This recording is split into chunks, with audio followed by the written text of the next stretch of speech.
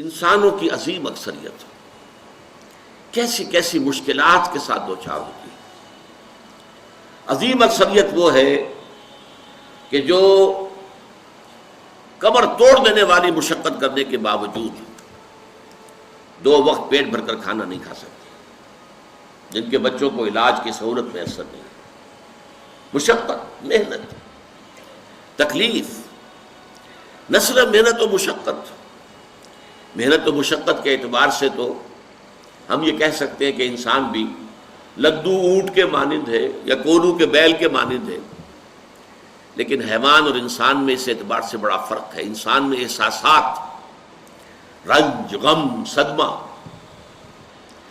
کسی جانور کا بچہ جب جوان ہو گیا، اب اس کے بعد وہ جانے اس کی زندگی علیحدہ ہے، والدین کی علیحدہ ہے، والدین بھی پتہ نہیں کوئی ان کا جوڑا ہے کہ نہیں مستقل۔ لیکن یہاں کیا ہوتا ہے؟ یہاں جس اولاد کو پالا پوسا، جنہیں اپنے جگر کے ٹکڑا سمجھ کر اور اپنا پیٹ کاٹ کر جن کو پالا ہے، اگر وہی بیٹا جوان ہو کر سینہ تان کر بات کرتا ہے، یا جیسا کہ آپ سنتے ہیں باپ پر ہاتھ اٹھا لیا ہے، ماں کو مار دیا ہے، قتل کر دیا ہے، جو صدمہ اس وقت انسان کو ہوتا ہے کیا کسی حیوان کو ہوتا ہے؟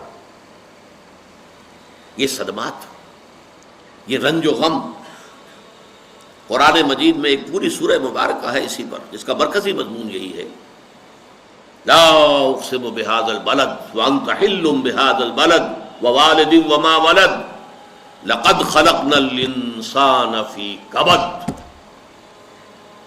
میں جو ابتدائی قسمیں ہیں ان کو اس وقت تشریح نہیں کروں گا، اس لیے کہ وہ ہمارا اس وقت کا موضوع نہیں ہے۔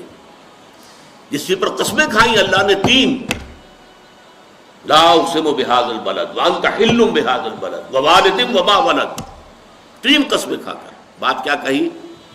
ہم نے انسان کو محنت اور مشقت ہی میں پیدا کیا ہے۔ محنت اور مشقت ہر انسان کا مقدر ہے۔ عام طور پر سمجھا یہ جاتا ہے کہ غریب لوگوں کے لیے یہ معاملہ ہے، نہیں، اصل میں محنت اور مشقت کی شکلیں مختلف ہیں۔ کوئی شخص دفتر میں بیٹھا ہوا مشقت کر رہا ہے، کسی کی ذہنی مشقت زیادہ ہے، کسی کی جسمانی مشقت زیادہ ہے۔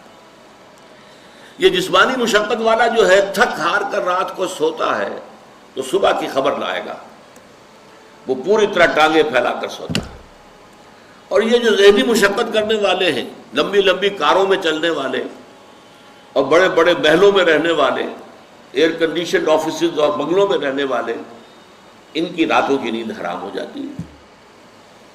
ان کو جو مسائل درپیش ہوتے ہیں، انہیں جو صدمے ہوتے ہیں، انہیں جو فرسٹریشنز ہوتی ہیں، یہ نقصان ہو گیا ہے، یہ معاملہ ہو گیا ہے، فلاں نے یہ کر دیا ہے، فلاں پرابلم پیدا ہو گیا ہے، یہ ساری چیزیں جو ہیں یہ اس غریب مزدور کے لیے نہیں ہوتی۔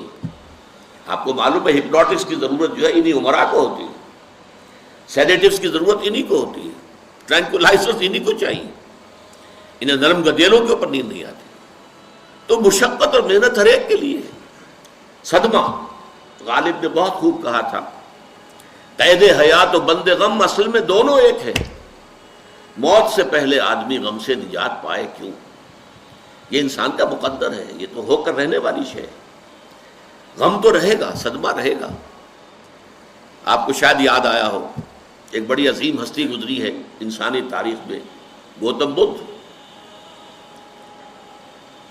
کپل وستو کا شہزادہ، at the prime of his youth, 30 برس کی عمر، اس نے مشاہدہ کیا لوگوں کو، لوگ دکھوں میں ہیں، لوگوں کے لیے مصیبتیں ہیں، لوگوں کے لیے تکلیفیں ہیں۔ ایک اندھا آدمی دیکھا، اس نے چلتا ہوا جو ٹھوکر کھا کے گرا اس کے نگاہوں کے سامنے، اس نے سوچا یہ کیا ہو رہا ہے، کیوں ہے یہ اندھا کیوں ہے؟ کسی کو اندھا پیدا کر دیا جاتا ہے، پیدائشی اندھا۔ کسی والدین کے سامنے اس کو بچہ جو ہے دم توڑ رہا ہے، کچھ نہیں کر سکتے، ٹک ٹک دیدم دم نہ کشیدم، جا رہا ہے تمہارے ہاتھوں میں سے، نکل رہا ہے، جا رہا ہے۔ قرآن مجید میں بھی سورہ واقعہ میں قسم کھائی گئی ہے، فلولا ان کنتم غیر مدینین ترجعونہا ان کنتم صادقین، واپس لے سکتے ہو تو لے لو، موت کے پنجے سے چھڑا لو اگر تمہارے اندر کوئی طاقت ہے۔ نہیں، جا رہا ہے، رو رہا ہے۔ یہی وجہ ہے کہ پھر وہ اس فکر میں، یہ دکھ کیوں ہے انسان کا مقدر، اس کا سبب تلاش کرنے کے لیے پھر اس سے نکلنے کا راستہ کیا ہے۔ اس سے نجات کیسے ہوگی؟ نروان کیسے ملے گا؟ پھر آپ کو معلوم ہے 30 برس کی عمر میں جوانی کا دور، جوان بیوی کو رات کو سوتے ہوئے چھوڑ کر گیا ہے، شیرخوار بچہ چھوڑ کر گیا، محل چھوڑ کر جا کر خاک چھانی ہے، کہاں کہاں پھرا ہے، کن کن رشیوں منیوں کی خدمتیں کی ہیں، کہاں کہاں گیا ہے، کتنا وقت لگایا ہے، کن کن جنگلات جو ہے اس کے خاک چھانی ہے اس نے۔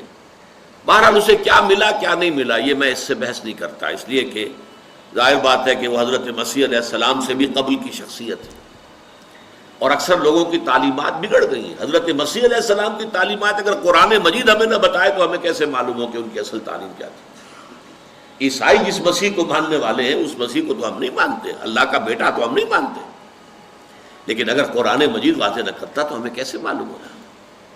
اسی طرح گوتم بدھ کے بارے میں جو کچھ کہتے ہیں ان کے ماننے والے، اس کی طرف نہ جائیے، وہ کیا تھا حقیقت میں ہم نہیں جان سکتے، لیکن یہ ضرور ہے کہ اس کے فلسفے کا جو مین تھیم ہے سروم دکھم، all is pain, all is suffering, all is agony، سروم دکھم، درد ہی درد ہے، رنج ہی رنج ہے، غم ہی غم ہے، قید حیات و بند غم اصل میں دونوں ایک ہیں، موت سے پہلے آدمی غم سے نجات پائے گی۔ لیکن اس اعتبار سے اگر آپ غور کریں گے تو چلیے انسان حیوانات کی صف میں آ گیا بس، لیکن نہیں، انسان کی ہیومن ٹریجڈی کا نقطۂ عروج بالکل ایک اور ہے۔ مرنے کے بعد پھر اٹھایا جائے گا، پھر جواب طلبی ہوگی، کیا کرتے رہے زندگی بھر؟ تم نے حقیقت کو پہچاننے کی کوشش کی؟ تم نے حق پر چلنے کی کوشش کی؟ یا تم نے ظلم کیے، زیادتیاں کی، ناانصافیاں کی؟ آؤ حساب دو۔ حیوان سے یہ محاسبہ نہیں ہے، نباتات اور حیوانات اس سے بری ہے، انسان ہے۔ اس پر بھی ایک سورت ہے قرآن مجید کی، سورۃ الانشقاق، یا ایھا الانسان انک کادح الی ربک کدحا فملاقیہ، اے انسان تیرا معاملہ یہ ہے تو مشقت پر مشقت جھیل کر، تکلیفیں پر تکلیفیں برداشت کر کے پھر ایک دن اپنے پروردگار کے حضور میں حاضر ہوگا جواب دہی کے لیے۔ ثم لتحسبن بما تعملون، حضور کی ایک خطبے میں جو الفاظ آتے ہیں، واللہ لتموتن کما تنامون، خدا کی قسم تم سب مرو گے جیسے کہ ہر روز شام کو سو جاتے ہو، رات کو سو جاتے ہو۔ یہ نیند بھی موت کی بہن ہے۔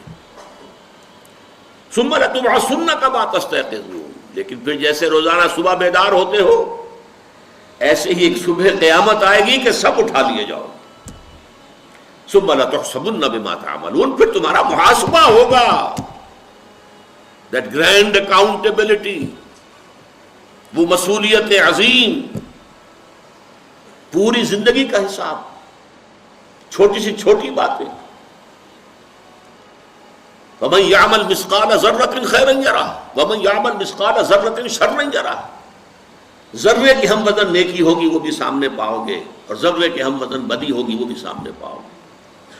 انسان چیخ اٹھے گا، مَا لِهَذَا الْكِتَابِ، یہ اعمال نامہ کیسا ہے، لَا يُغَادِرُ صَغِيرَةً وَلَا كَبِيرَةً إِلَّا أَحْصَاهَا، اس نے تو نہ چھوٹی چیزیں چھوڑی ہیں نہ بڑی چیزیں چھوڑی ہیں، تمام کا احاطہ کر لیا ہے۔ وہ محاسبہ ہوگا، اور اس کے بعد جزا و سزا کے فیصلے ہوں گے۔ بہت مبارک ہوں گے، خوش قسمت ہوں گے وہ لوگ جو جنت کی طرف بھیج دیے جائیں۔